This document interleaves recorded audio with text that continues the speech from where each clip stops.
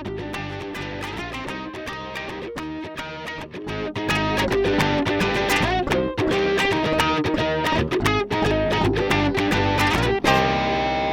aficionados and all you scandal-loving listeners out there. You've just tuned into the non-judging breakfast pod, where the coffee is strong, the waffles are fresh, and the gossip is hotter than ever. My name is Leif, and I'm your seasoned Gossip Girl veteran. And I'm Steve, your newbie, your greenhorn, your, I don't know, Leif, what do we call the Season 2 newbie in Gossip Girl terms? I don't know, but it sounds like you're still wandering the Bastian Desert while I've found the Vanderbilt Promised Land. Well, you just better keep grandfather happy then. Sounds good. So here's the deal, folks. Leif has been watching Gossip Girl since the very beginning, and I'm tuning in for the first time. And together, we're your dynamic duo, bringing you all the drama, romance, and sometimes questionable fashion choices of this iconic 2007 series. That's right. Each week, we're taking a deep dive into the show, one episode at a time. We'll analyze all the obscure references, hidden parallels, and of course, the couture catastrophes. And along the way, we'll take a look at some behind-the-scenes gossip and stories from fandom.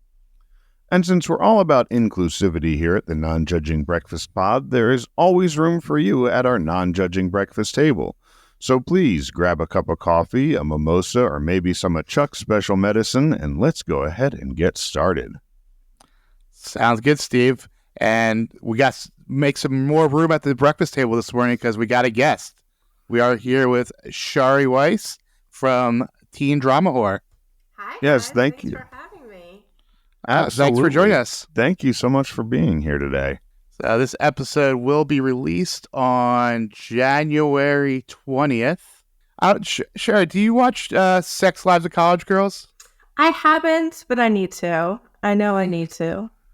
So there's a little thing this week, and this is not really spoilery. Yeah. There's a male character named Kanan. Okay. And in the episode, he does this little, they're in the gym, and he kind of lifts up his shirt to like show off his abs. Mm-hmm. And this guy, he's in good shape. He's in much better shape than me. But everyone's talking about the episodes, like, what's going on? Did they CGI his abs there, or was it a prosthetic?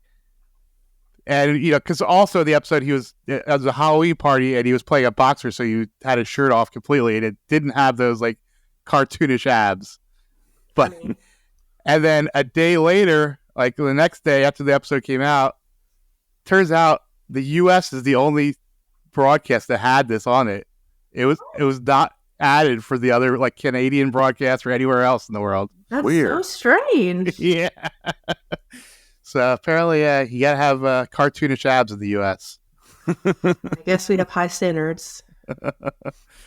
I never wanted a six pack because I always had a keg. Yeah, I'm pretty. Yeah. Anyways, we are here to talk about Season 2, Episode 21 of Gossip Girl, titled Seder Anything. The original air date was April 20th, 2009. Yes, one of my favorite movies. I absolutely love Say Anything. Mm-hmm. Of course, I love John Cusack. Yep, 89 Cameron Crowe film with John Cusack, Ione Skye. Yeah. Even if you've never seen it, most people probably know the jukebox above the head. Yeah, exactly. I actually worked in the mall where they met when I lived in Seattle. Wow. Yeah, I remember watching and rewatching it in Seattle, and they drive by it, and I'm like, wait, I worked there. So this episode was written by Amanda Lasher. This is her third episode of the season. Previously wrote Pret a Pour J and Gone with the Will. Yeah, decent, good, right? Yeah, good episodes. And episode was directed by John Stevens. This is his first time in the director's chair, but you might recognize his name because he wrote 3 episodes this season.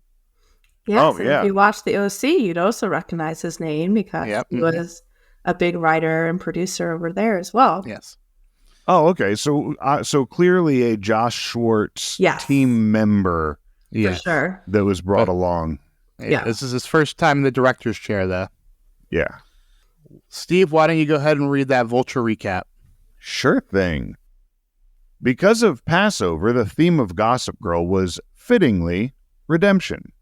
As Cyrus, the drama's spiritual center, prepared a brisket for an evening Seder, the characters around him continued to simmer in the oily stew pot that is the Upper East Side, trying, like so many aromatic vegetables, to hang on to their individual essence while absorbing and being absorbed by others.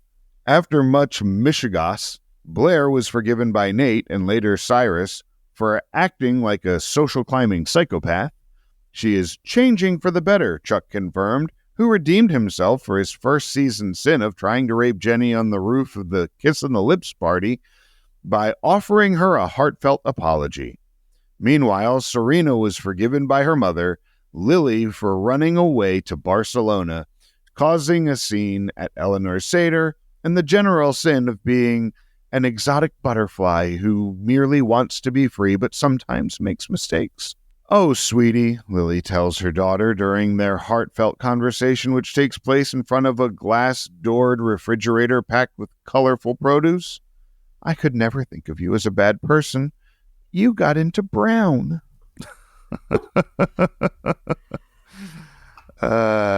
Any thoughts? It's fun. That was written by Vulture. Yeah, by Jessica Pressler and I think it's a man that actually writes the recast for Gossip Girl. Okay. I forgot his name though. It was pretty spot on. Go ahead and get into the episode. We begin Act 1 with another Blair dream sequence. She is a character in an Audrey Hepburn film once again, this time Eliza Doolittle from My Fair Lady. Blair awakens to a Gossip Girl monologue. When you lose hope in a dream, sometimes all you have left with is sleepless nights. While some call the doctor for a refill, I find the best solution is a full social calendar. Something really interesting about this dream, though, because she's not just Eliza Doolittle, she's also Mrs. Higgins. Yes. Right? So she is both the protagonist and antagonist here, showing that she's the one who's looking down on her. You know, she is the one who is not living up to her own standards. Any thoughts on the dream?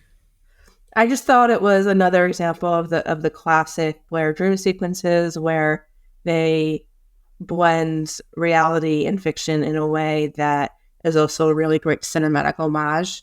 A lot of people think Gossip Girl is low culture, but would a low culture piece of art be paying tribute to the iconic films of Audrey Hepburn and Marilyn Monroe and all these other sequences that we see come to life? Oh yeah, it's clear the writers are pretty big cinema and literature nerds. Yeah, very much. Blair is catching Cyrus up on the gossip as he is preparing for Passover dinner. Cyrus offers to help Blair with NYU, but Blair has given up on college and has committed to the life of a socialite. Eleanor is clearly not pleased with this direction for her daughter. No, yeah, she's just not cool with raising a socialite, which Waldorf women are not socialites. Yeah, I love that about Eleanor. Is you're going to get something more than just being a socialite. I've always respected Eleanor and her drive and her ambition. Yeah, it makes sense. She's an anomaly in the cast of characters. Serena is back from Spain. She is greeted by a creepy Chuck who claims to be over Blair. Chuck calls out Serena claiming to be in Spain with Poppy when Poppy has been back in town for a week. Yeah, Chuck being gross. Yeah, I saw. The one reference to Vanessa in the episode. Oh, I didn't even catch that he referenced her. He said I had a thing with the boho barista for a minute. Wow, I didn't even take that as a Vanessa thing. That's really funny. But also, Chuck catches Serena in her lie about being in Spain with Poppy. Indeed, yeah. Chuck mentions the boho barista, so that's the one Vanessa mentioned in the episode. And he's like, I realized I was a 17-year-old billionaire with stamina. Yeah, vomit-inducing. Yeah. Blair and Nate are making out in front of the church. They go in and discuss Nate getting into Yale and Columbia. Blair gets more bad news when Maureen comes up and tells her that she didn't get into the Junior Whitney Committee. So not good for Blair right now. No. No. It takes a while to start to matter. He just told her she hasn't begun to matter. And Nate being a little insensitive, talking about how he got into both Yale and Columbia. But also good for you, Nate.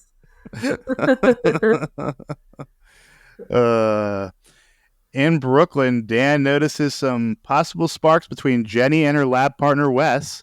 Rufus can't make any money, and he refuses to let Dan get a job.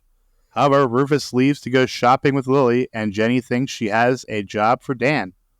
I thought the idea that came up of selling the loft was an interesting one. Yeah, was that the last episode? That was the last episode. Yeah. They're going to sell the loft. This episode, he decides he's going to sell the gallery. Right. Yeah. Which, way to go, Rufus. You need money, so sell your livelihood. Yeah. No, but there is a willingness there for Rufus to live off of Lily. You know, he's like, Lily wants to go buy a new whatever, and I'm going to go shopping with Lily instead of doing any of the responsible things I need to take care of. Like, I'm not going to the gallery to work right now. I'm going to go shopping with my girlfriend. He's slowly getting introduced to the finer things in life, and I think he's liking it more than he wants to admit. Hey, I think you are very right. Just let her pay for college, goddammit. Thank you. Back at the church, the grandfather makes a deal with Blair to help convince Nate to choose Yale over Columbia. Mm-mm. B knows the game. Yeah, but she should know that Nate doesn't like that kind of thing. She should. But it's not beneath her to play a game. Oh, no. Right? So yeah, it's definitely in character. Yeah. Especially a game that feels like an easy W. You know? Mm-hmm. Oh, I just need to nudge him in the direction of Yale? Sure. He's already, fine. No problem. And also, previous to the scene, he was kind of definitely, on the fence. He wasn't leaning one way or the other. Yeah, he was definitely right down the middle. So it didn't seem like a hard thing to push him one way or the other. Except for the fact that he didn't want to go to Yale just because he felt like he was only accepted because of his grandfather. So I think maybe going to Columbia, he felt that was more of a genuine admission that he earned versus the Yale admission. Yeah. Cyrus gets a call from Serena who says she needs a lawyer, and we go to our first commercial break. Oh no, who did she hand cocaine to? Who did she almost kill or actually kill? Back from commercials, Rufus is carrying Lily's shopping bags back to her apartment. Rufus is still whining about not selling any art. Yeah. You might actually have to be in your gallery and meet with clients to sell art. Yeah. It helps.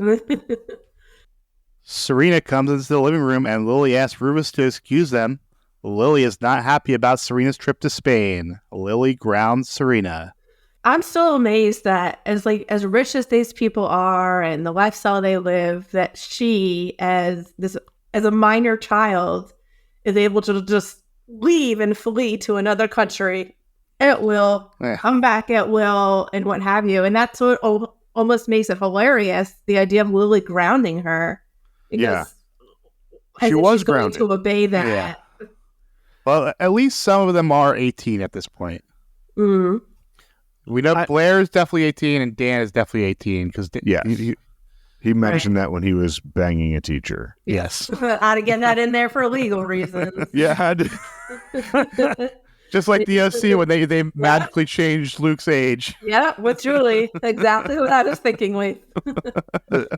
And the other thing, we've talked often about how Lily is a good parent to everyone but her own kids. Children. Mm-hmm. Yeah. And here's a great example of, as a parent, I know that one of the hardest things to do is stop and listen to what your kid is saying before formulating your ideas, and because you're already mad and you're already hot about it. And it's really, really hard to step out of that moment and listen to their explanation and listen to what they have to say.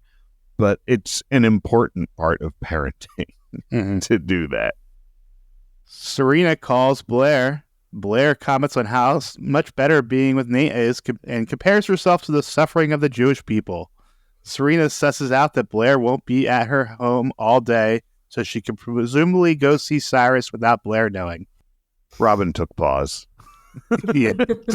To comparing her plight. Such a hard life that she lives. Yeah. The poor Blair. She's been wandering in the desert for 40 years. Yeah. Yeah. It looks like Dan got the cater waiter job as he gets out of the catering van with his new coworker, and Dan goes into overshare mode before realizing whose house they are at. Eleanor walks up and mentions that Dan looks familiar. I love this. It is the start of some very classic farce writing. Yes. Like the a lot of the Seder storyline, a lot of the Waldorf house is run like a farce, and most of it is done really well. And that was my observation as well, that it was a classic Gossip Girl episode in that it centers around an event that brings people together in unexpected ways, and it's a full farce all the way. Yeah. Which, if I remember correctly, My Fair Lady, although I don't think My Fair Lady is classified as a farce, I think Pygmalion is the original play. So again, it ties into that opening scene as well. Right. Good point. Once inside, Dan is trying to get out of the job, but Eleanor offers to pay them double, which causes Dan's coworker Corinne to pressure Dan as well. That was so understandable. I mean, money's persuasive. Yeah. And Eleanor knows how to get shit done. I need this done.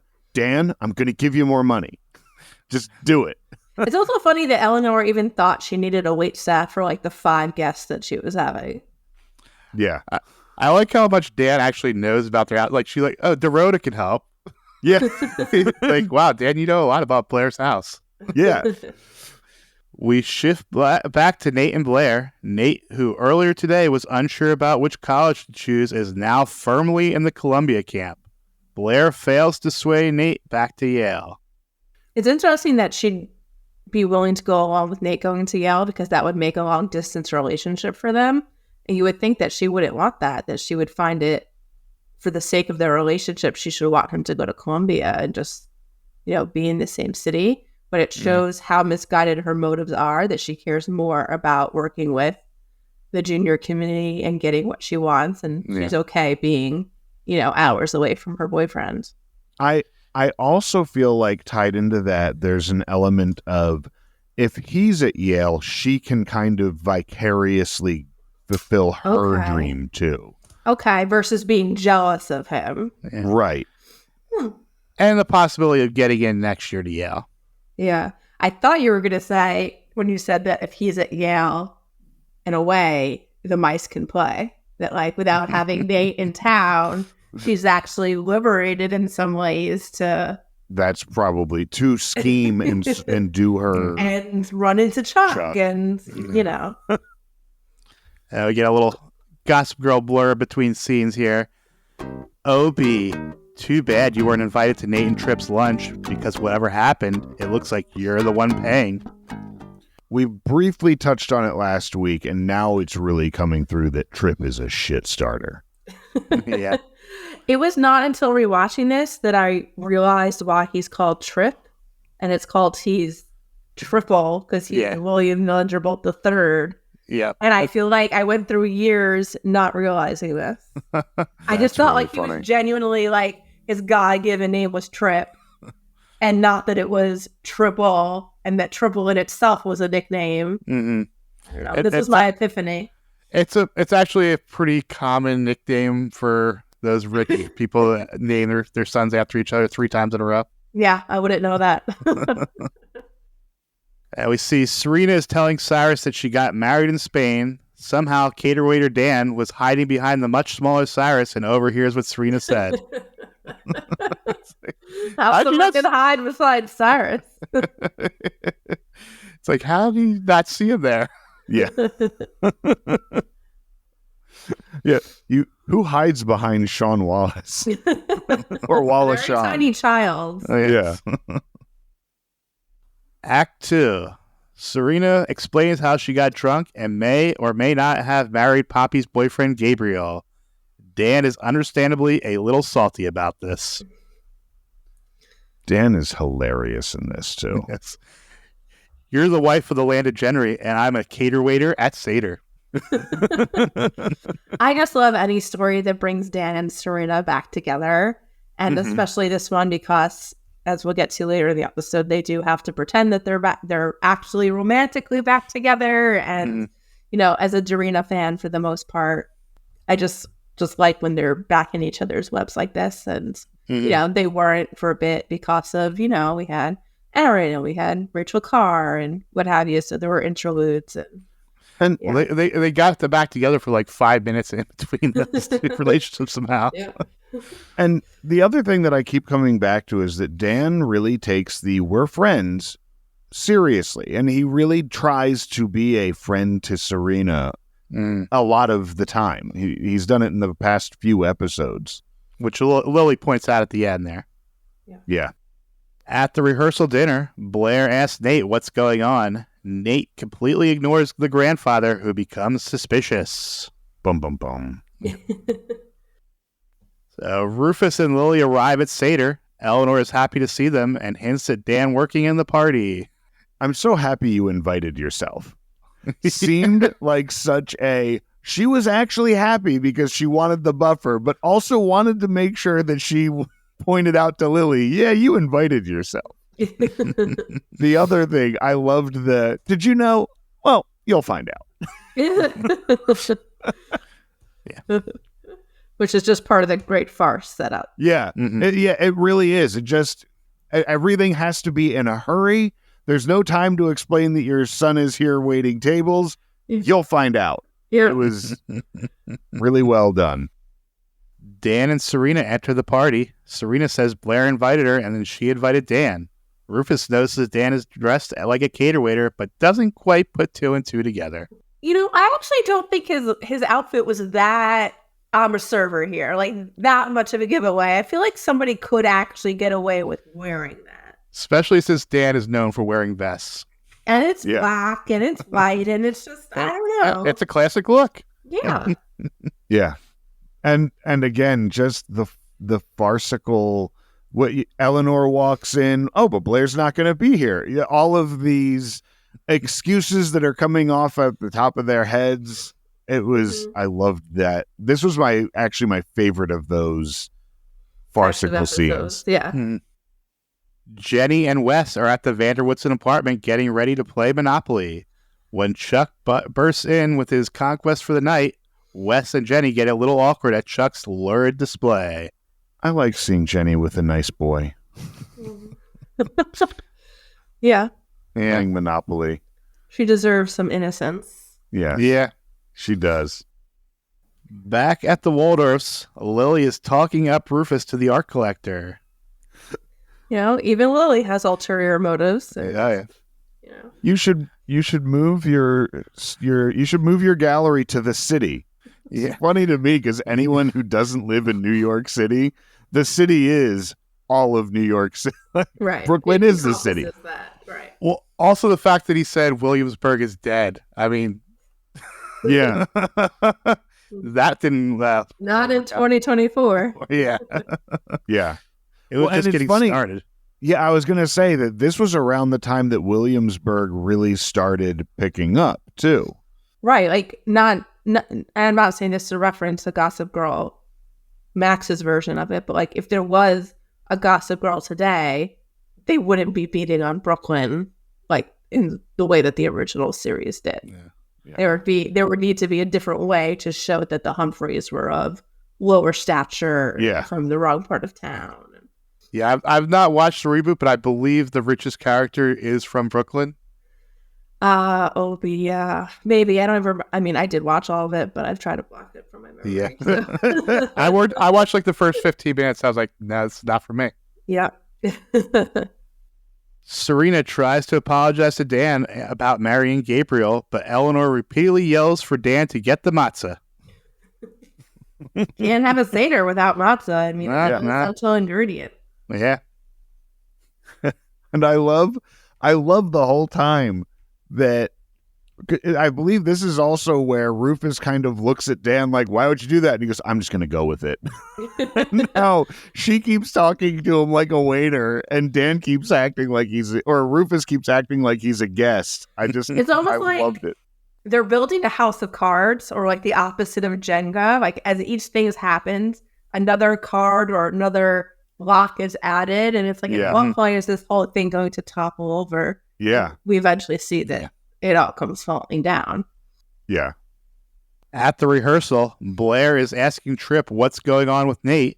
Before Tripp can reveal his conversation with Nate, Nate clinks his glass for a toast. Nate reveals that it was the grandfather who dimed out the captain back in season 1. More shit starting from Tripp, though. Like, we see that Tripp is a shit starter, and he's not looking out for Nate's best interest because... What do we think his motives are, Steve? I would assume that he wants Nate out of the family because he doesn't want Nate to gain any kind of position over him. That's my working theory right now, is that Nate now has this internship at the mayor's office coming up, and that Tripp is worried that Nate might try to get in his way. The timing is interesting because this is the backdrop of all this is Tripp and Maureen getting married. And you would think that Tripp would want the focus solely on him, that it's his day, it's his time, and yet he's stirring with the pot in a way that takes attention away from him and puts it on Nate and the grandfather. So it's an interesting tactic. Uh-oh, B. Looks like you hitched your wagon to a falling star. Gabriel shows up to the Seder looking for Serena, and Gossip Girl takes us to the commercial break with this zinger. Baruch atah adios mios. This Passover is gonna get its own Spanish Inquisition. Oh my gosh, I hated that. I hated that one so much. I hated it. God, Gabriel, first of all, what the fuck are you doing just showing up at not even the person you're looking for? You're not even going to her house. You're going to her friend's house to a dinner they're having. Why the fuck would this person show up here? It does align perfectly with any farce, for sure. Yes. It is very, as far as the writing scheme of being a farce is concerned, yes. But in the realm of real life, what the fuck? I was going to say that I liked Armie Hammer in The Social Network, but rewatching this episode reminded me that I think he just did a horrible acting job in this role of Gabriel. It's terrible. It's just terrible acting. And it's strange knowing where he is in 2024. And what I was going to say was that in this show, everyone just shows up everywhere. So I don't always take that out of place. No one ever calls. They just show up. But Armie Hammer, I don't think they're serving what you like. No. I don't think it's kosher. No. Human flesh not on the Passover menu? No. Certainly not at Elmer's. And we move into Act 3. Dan interrupts the Seder to tell Serena that she needs to come to the foyer. I like your pronunciation there. Thank you. That's 3 years of high school French for you. Poor Cyrus.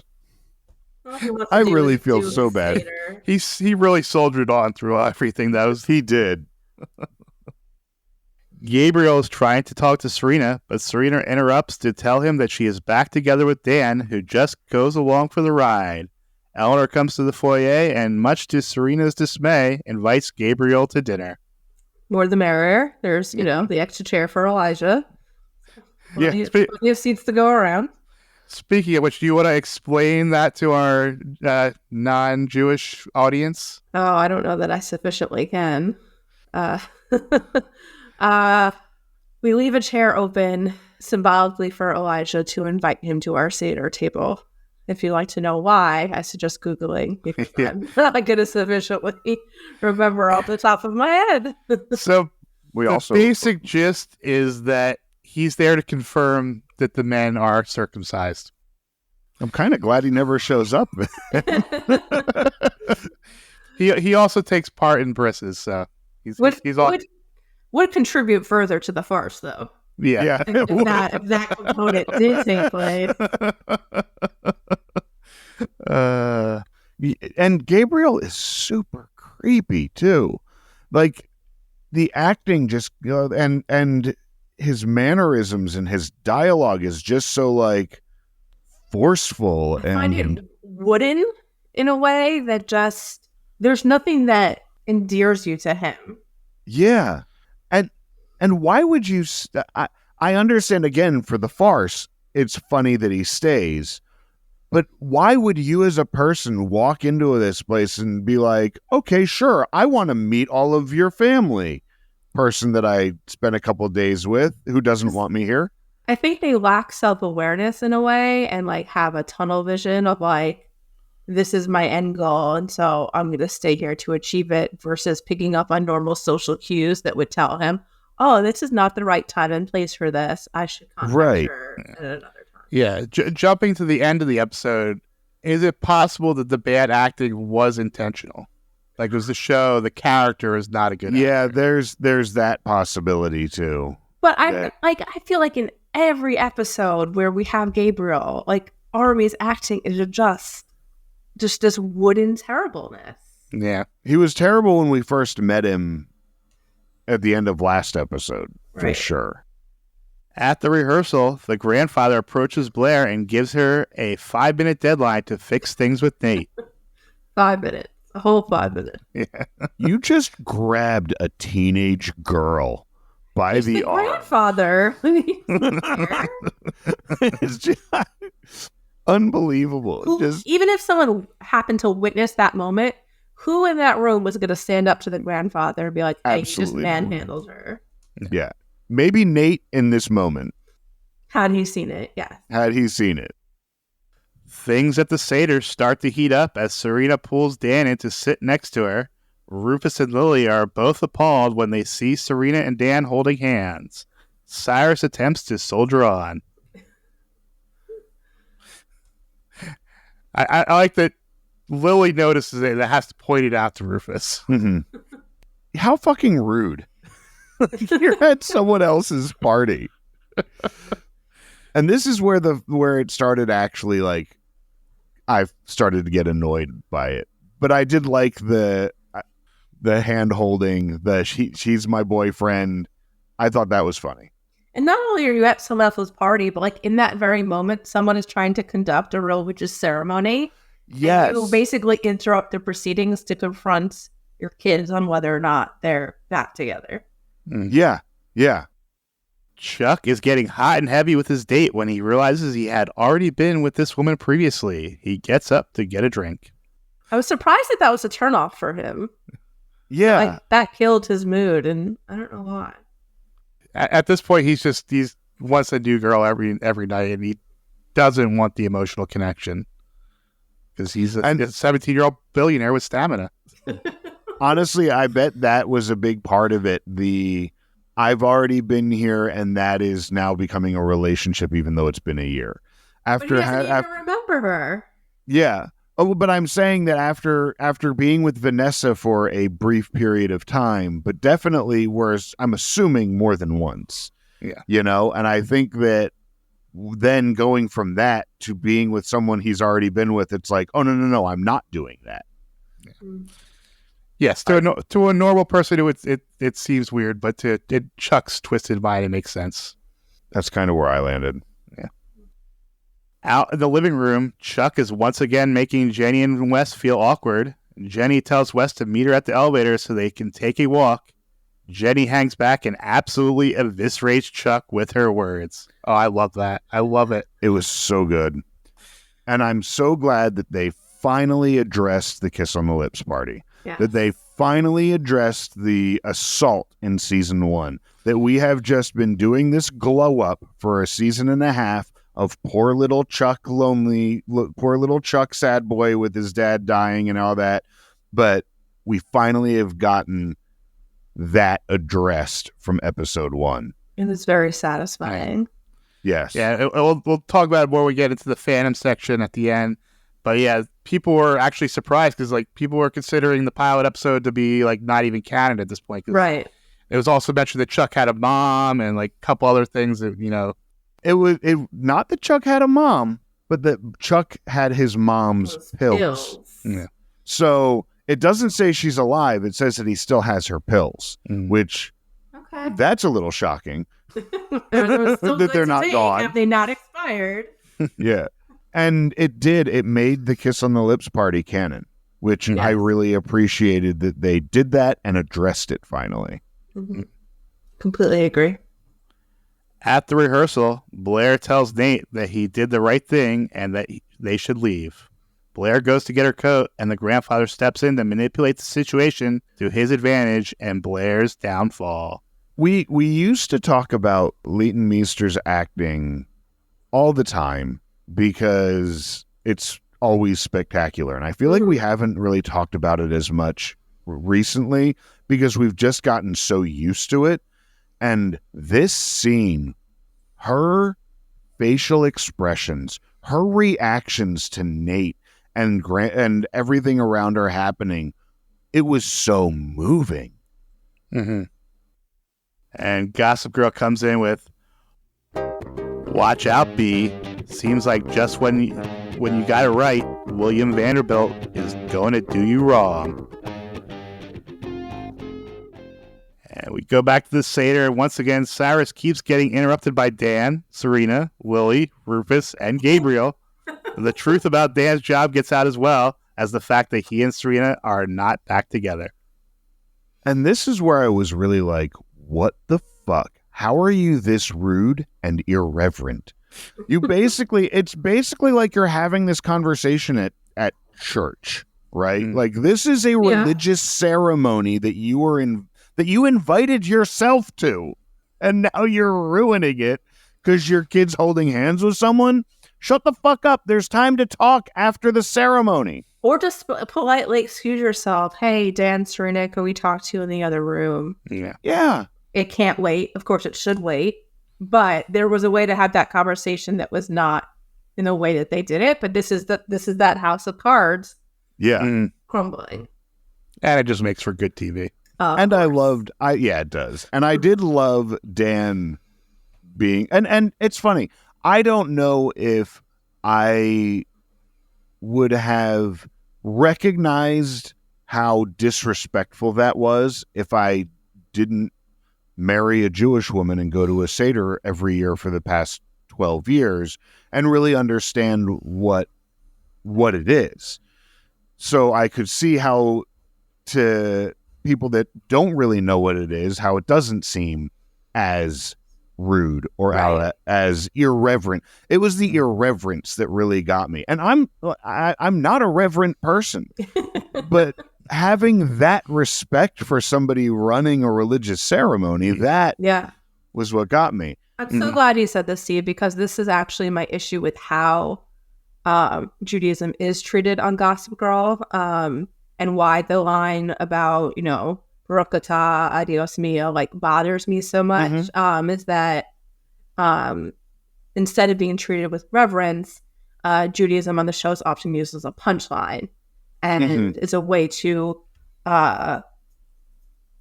what to me it comes off as laughing at instead of laughing with.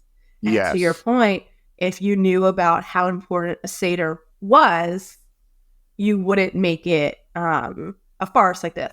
Which is not to say that people don't have funny Seders. There's fun songs that we sing at Passover. There can be silly moments. It's not like this stoic thing. But it's a very jovial ceremony. It's supposed to be a very happy ceremony. Yeah, exactly. Your slaves. I always complain that I don't get to lay down at my mother-in-law's house. It's in the book. I should be allowed to lay down when I meet. At least get a pillow for your back. I mean, but just and it's why I wanted to discuss this episode. And just of course, there's the great irony of the token Jewish character being played by Lala Shawn, who's actually very anti-Israel and has been outspoken in the last couple of years. And so there's layers. Yeah. Nate and Blair are leaving the rehearsal, and Nate confronts Blair about her deal with the grandfather. So Blair's busted. Yeah, as always, you cannot make a deal on Gossip Girl and expect that it will not be exposed at some point. And my initial reaction is, does she now run back to Chuck, who, first time seeing this episode, that's my initial thing is, she's going to run to her safety net. Mm-hmm. Lily and Serena hash out their differences. Lily lets Serena know that she got accepted to Brown. Green comes in and tells them that Gabriel just left. Yeah, Serena does not understand real life. No. How could she? She's not been exposed to it. Yeah. Where is Brown? Massachusetts. Yeah. Okay. I thought it was New isn't it Rhode England Island? somewhere. I think you're right. Yes. Yeah, I think it's Rhode Yes. Island. And I only know that. I only know that because the OC. I know. It's right next to the RISD. Right. I was thinking after second summer. You are so right, Leif. Yeah. RISD, of course, which was also mentioned on Gossip Girl, where Aaron went to school. Yes. Yes. Those A long archetypes. time ago. And the creepy Max guy. Yeah. Where Aaron went to college sometime in the 90s.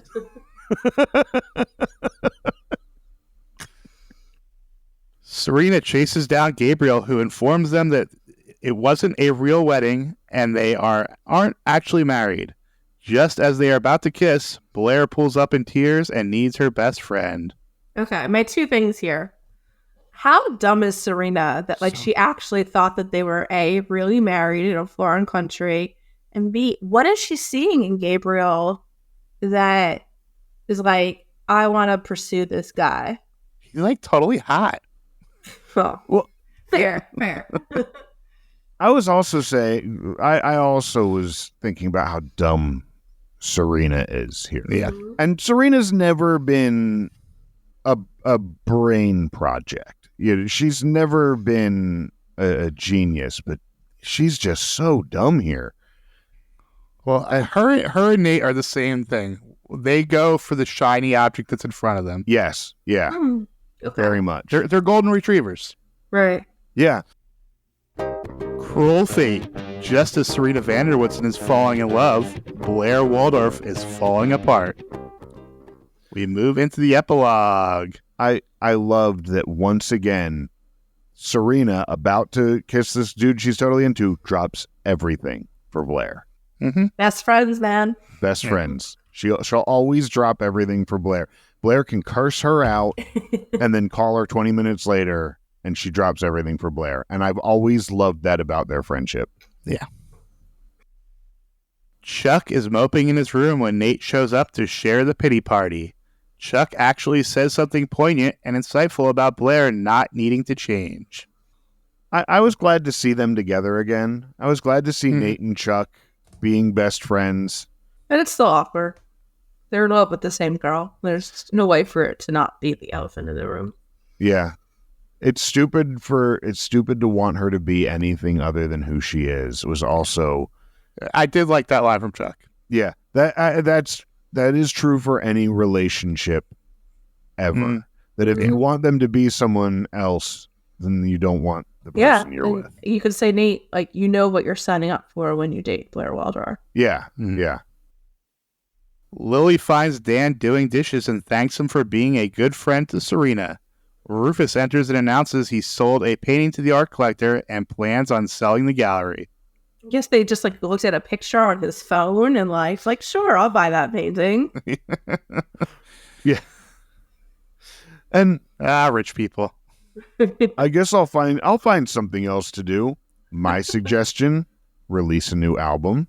I'd like some fresh Lincoln Hawk. Okay. Please. Not Either just that get a or he job. should He could open a waffle restaurant where all he does is make waffles. Yeah. Blair and Serena are lying in Blair's bed, comforting each other. Blair is regretful of a lot of things, including being rude to Cyrus earlier. Eleanor comes in and announces that there's someone here to see Blair. Yeah, just classic. I really like this scene. Yeah. The friendship. Yeah, I didn't really have much to say about it other than I love seeing. Yeah. Yeah. It's sweet the way that they're cuddling together. Yeah. Yes. Mm-hmm. Yes. At the Vanderwoodson penthouse, Chuck comes out to the living room to find that Nate has left. Jenny comes back in, and Chuck apologizes for last year and says that if Jenny does move in, he won't be here. It was needed. Yeah. Once And again, Taylor addressing Momsen, Taylor Momsen really sold the scene. Yeah, Absolutely. absolutely. Despite the horrible haircut. Yeah. This is much better. Again, the fact that they made it canon and they addressed it and they brought it full circle, it was about time. It should have been done last season. Yep. I'm glad they did it. But, now we know it's going to get out and everyone's going to find out. Because right now only Dan and Serena are the only ones to know. And maybe Blair. Yeah. Probably Nate. Maybe. The parents don't know. Yeah. Well, Lily has this affection for Charles that I feel like if she did find out about it, she would find some way to blame Jenny and excuse Chuck. Probably. Yeah, that fair. I was also flashing back to Jenny did get revenge on Chuck at one point at the masquerade when she tied him up or locked him out without his clothes. Yeah. Blair comes downstairs and apologizes to Cyrus and asks him with help to get her into NYU. Nate is also there, and it looks like he is going to give Blair another chance after all. Cyrus is sweet to Blair 100% of the time.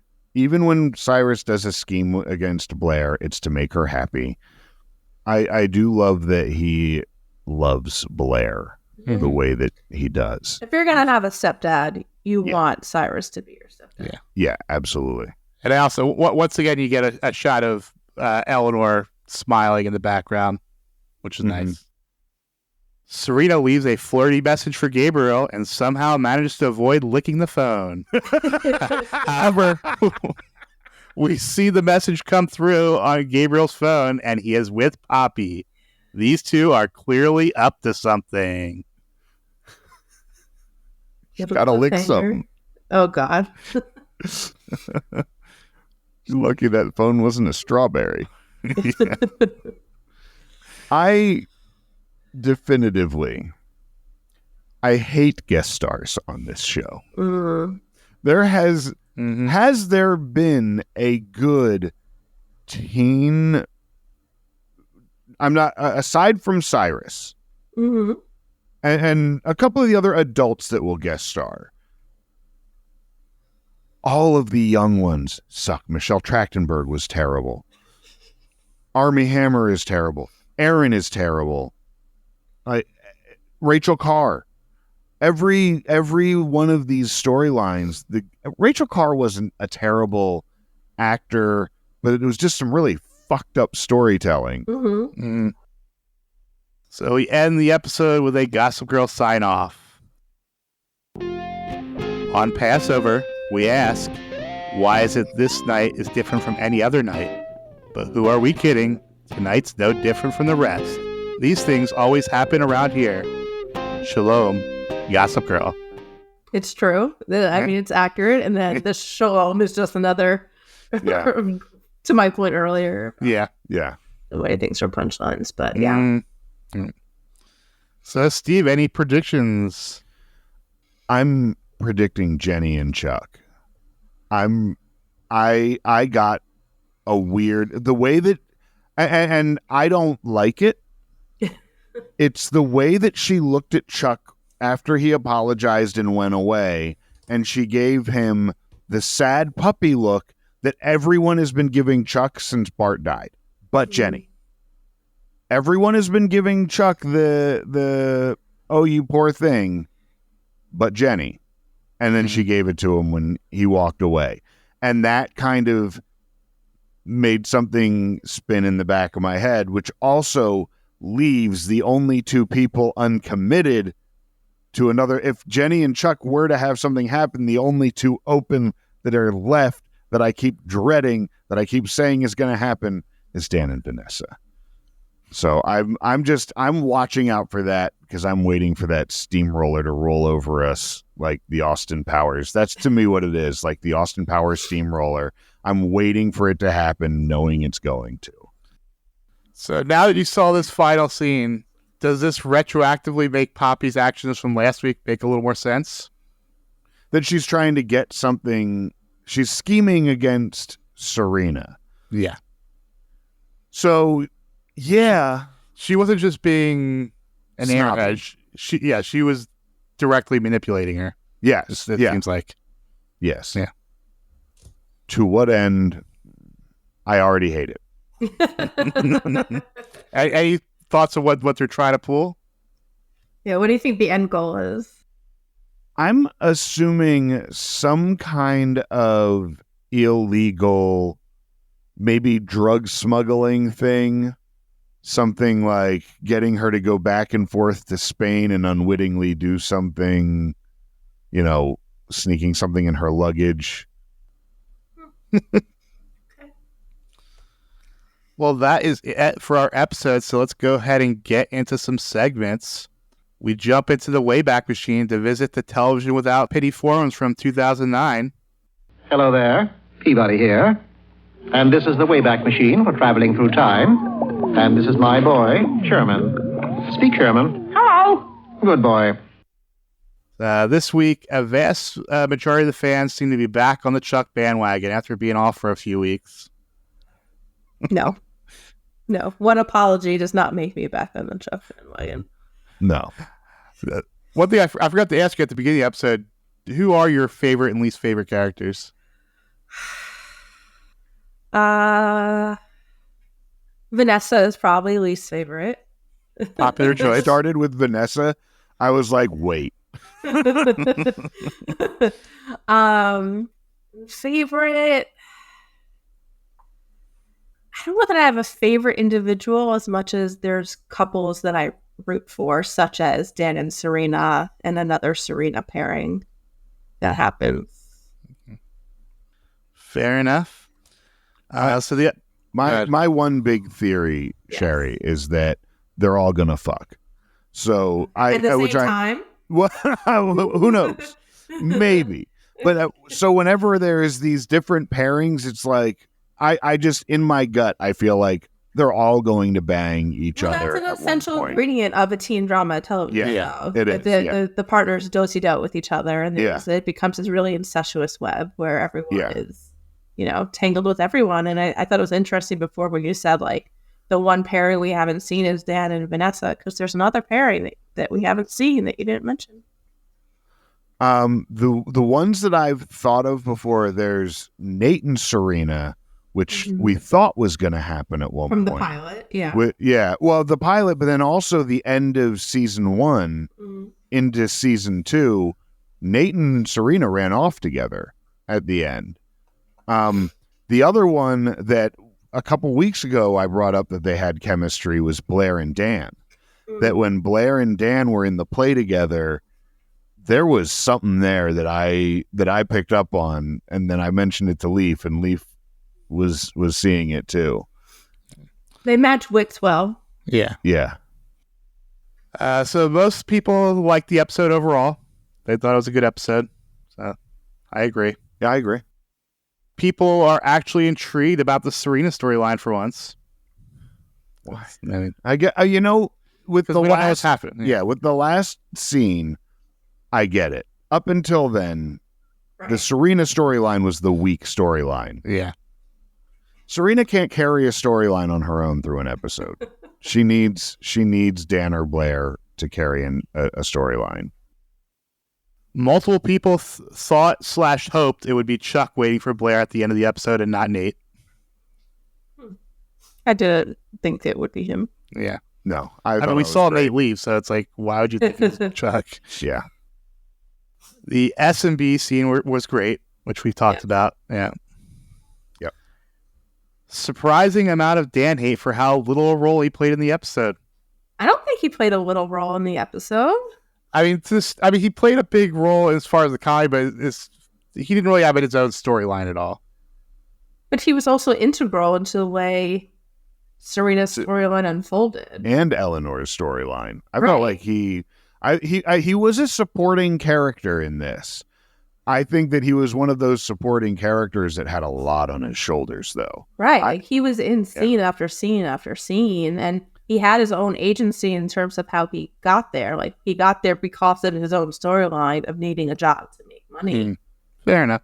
Yeah, and personally, I thought Dan was awesome in this episode. Oh, he's funny, but he's always funny. Yeah, and I also loved that by the end when the whole thing is exposed, it's Dan who's like, no, I'm not fucking doing this. I'm not doing this anymore. But he did. Like, why am I doing this? He did take one for the team for a while for his ex, and it shows you what Serena means to him. I find that he does that a lot, that he gets wrapped up into it, and then at some point is like, what the fuck am I doing? It reminds me of Spike in the Buffy musical when they're all singing at the very end, and Spike is like, why am I still doing this? And just walks off. Like, why am I doing this? The final point that I got from the forums was, where's Anne? Like, we're getting all these Nate and his family storylines. Where's his mom? I didn't really think much of it because I'm feeling like maybe she's too embarrassed to come around. Or then the other side of it, maybe she is there. Just not. We just camera. Never see her. Yeah. That she doesn't have an important, or maybe, even better, this is the rehearsal. It's not the wedding itself. Maybe she wasn't invited. But what about the previous episode with the Archibalds or the Vanderbilts? Tripp went and got Nate and brought Nate, right? She wasn't invited. Maybe grandfather is still trying to send her a bit of a message. Well, if I was writing the episode, I would like to write in her reaction to even if she's not there, I would have had a scene with Nate and her at their house and her reaction to this whole situation. Mm-hmm. Sure. But I'm guessing the actress probably just wasn't available. Yeah, or they want to pay another cast member. I actually thought it was even more a matter of the writer just not thinking of it. Just come on, Amanda Lasher, step it up. So let's go ahead and move into some episode grades. Steve, why don't you go first? I gave this one a B+. I thought it was a good episode. Even the stuff that I thought was clunky, and I thought that as far as an episode of Gossip Girl, it was good. I think that the really shining bad spot is Armie Hammer's acting, which again, with knowing that he's putting on a ruse, maybe that has something to do with it. But I didn't know that the whole episode, and it was terrible. So what was the grade? B+. B+, okay. How about you, Shari? What do you got? I'm a B. And my reasons I think the Blair Nate grandfather storyline is a little snooze-worthy. It feels a little low stakes. And that until we get to the end of the Jenny Chuck storyline, that also feels kind of like a filler type thing. The only, to me, twisty, exciting storyline was the Serena, Dan, Seder one. So if there's 3 storylines, I think one of them only really captured my attention. And then also, I think the best episodes are the ones where the storylines converge, where everyone, ends up at the party and the storylines intersect and everything explodes in a way that has ramifications for each storyline. And in this episode, the 3 storylines were very disjointed, apart from Blair and Serena coming together toward the end. So I like this episode a little better than you guys. I gave it an A because I just laughed a lot. And the party was just a great, scene, even if it was somewhat offensive, but it just made for good comedy. So I gave it an A. Fair. All right, let's go over to Stockwatch. What do you got, Steve? Who's going up? Going up, I have Rufus going up. He made a sale and he's making life decisions. I had Jenny going up for having a boyfriend and for telling off Chuck. I had Wes going up for landing Jenny and for being a sweet, sweet boy playing Monopoly. I have Nate going up because he's back in grandfather's good graces, and even embarrassed grandfather, and grandfather, instead of being embarrassed, goes up and makes amends. So Nate for sure.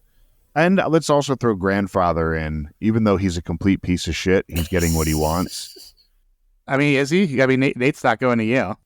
Was that definitive? Was that decided? Well, at the end, Nate says, "Looks like we'll be in the city together." Oh, okay. All right. He's still a grandfather at the end of the day. Yeah. His stock, I don't know if it can legally go down without it causing... Anyone else? I had Dorota for having the weekend off. Good for her. All right, Sherry, who do you have going up? So I have the same person going up and down. So should I share now, or do we... We'll do all the ups first, then the downs. Okay. Well, chronologically, this is not going to make sense, but we're rolling with it. My up person is Jenny because of the apology that she gets in the end, the acknowledgement of how she was wronged in this really grave way, was really overdue, and it was an essential moment for her character in her coming of age story and in the arc of the show. So the fact that something from the pilot that was extremely egregious was finally addressed, as we said earlier, made her stock up for me. Anyone else? Nope, she was my pick. Okay. For me, I have Blair going up because she, still has Nate, and it looks like she's going to get into college after all. Nate going up because he was his own man for once, and he got what he wanted, and looks like he's still going to have Blair. Cyrus because he was just a soldier all episode, and Eleanor because, she's a good mom again. She's definitely done a big 180 since the pilot episode. I also had Lily going up. She's a whole new person. Yeah. From the pilot. Literally. I also had Lily going up because she had that nice scene with Serena at the end, and she was trying to actually be a parent for once. Yeah, she did ground her daughter for probably the first time ever. And I had Jenny going up for the same reasons you guys had, because she got her apology. She got her licks in. She gave it to Chuck really good there, that first scene. But that's all for ups. So who do you got going down, Steve? And actually, I'm going to add Cyrus and Eleanor to my ups. I wasn't thinking of them, but I agree that they definitely came out on top. Especially, you know what the thing that was never revealed at the end is, I'm really curious as to whether or not Eleanor made a good impression on Cyrus's mother. if she's made any headway since Cyrus's mother hates her. Going down, I have Serena for getting played. And I actually had Lily going down because for a few of the bad mom, like the not listening thing early on, and the whole oh no, you're a good person, you got into the college you want to, kind of really struck me in a weird way. But that was my only downs. I had Blair remain neutral because I felt like she had the opportunity of going up, but then she kind of went down, and then I felt like she landed in the middle. Fair enough. Sherry, who do you got going down? So as I said before, I have Jenny as my pick for both. And it's because I guess you could say maybe they cancel each other out and she ends up being neutral, but up until we get that moment with her and Chuck at the end and they finally have that long needed conversation, her story in the episode just felt like, what is the point of this? We just watched her just basically have this very little innocent date with Wes that felt very pointless, and it felt like they just needed something to help flesh out Chuck's storyline, and she just felt very inconsequential to the episode. So as I was watching it just felt like there's nothing for Jenny here, and then the very end is what saved it for me. For me, going down, Serena, because she's getting played. And then I also had Chuck going down because even though he does apologize, it doesn't redeem him. It's nice that he apologized, but it doesn't redeem him. And also, he's clearly lonely and just living a not very fulfilling life right now. But here's the best outfits from the last episode we've seen. go over to best outfits. Steve, who do you got? Blair's. The one that she was wearing at the end, the sort of mesh, the black and sort of, I guess, like almost a peachish color. And then it had like the collar around the neck. So yeah, Blair's like party dress. I really liked. Shari, what about you? Mine is much more subtle. I really liked the tank top that Jenny was wearing. I thought it had just enough edge, but it was also age appropriate. I thought it fit her really well, and it was something that I would like to wear myself. Nice. For me, it was a very brief appearance, but Blair's dress from The Dream, the black and white single strap dress, and the single strap was like a bow, and then she had the big hat. Yeah. Not her outfit as the beggar. No, it's Mrs. Higgins. The upper crust outfit. Well, that is it for our segments. Shari, thank you for joining us. Thank you for having me. Yeah. And is there anything you would like to plug at this time?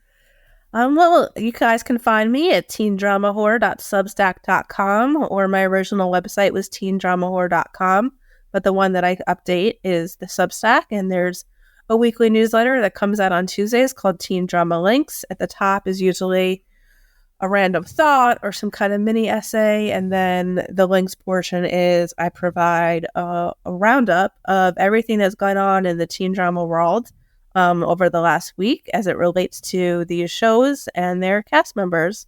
So if you're interested in keeping up with the genre and you don't want to have to do all the Googling yourself, I do it for you.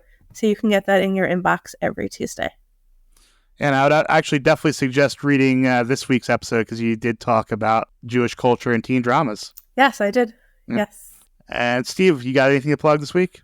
I'm just going to plug my TikTok and Instagram at steve.marchion, Marchion.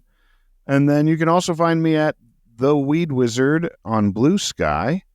And that is my socials. Other than that, I don't really have anything coming up. And I've been watching The Penguin, which has been fun, but that's pretty much it for me. Well, for me, go ahead and I'm going to recommend Sex, Lives, and College Girls again and before it gets canceled, because I think this might be the last season. Robin loves that. Robin was watching it. But yeah, if you want to follow me on social media, you can find me on Instagram or on Blue Sky at Hot Capicola. That's HOTCAPICOLA. And you can also follow the podcast on all social medias at Non-Judging Breakfast Pod. That's on Threads, Instagram, Facebook. And also, if you want to check out our Discord server or sign up for our Patreon, you can find that on our website, nonjudgingbreakfastpod.com. And if you'd like to get in touch and send us an email, we'd love to read your thoughts here on the podcast. Our email address is nonjudgingbreakfastpod@gmail.com. And as I said, we'd love to hear from you. Also, while you're listening, please give us a follow, subscribe, a like, leave a comment. That really helps boost our visibility in Apple Podcasts. And while you're at it, also tell a friend what you're listening to. We'd really appreciate the word of mouth and let folks know that there are a couple of middle-aged guys dissecting Gossip Girl, so you don't have to.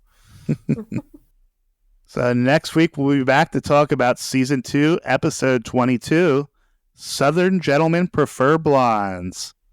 The Netflix episode description reads, Chuck and Nate are at a crossroads in their friendship, a result of their mutual interest in Blair.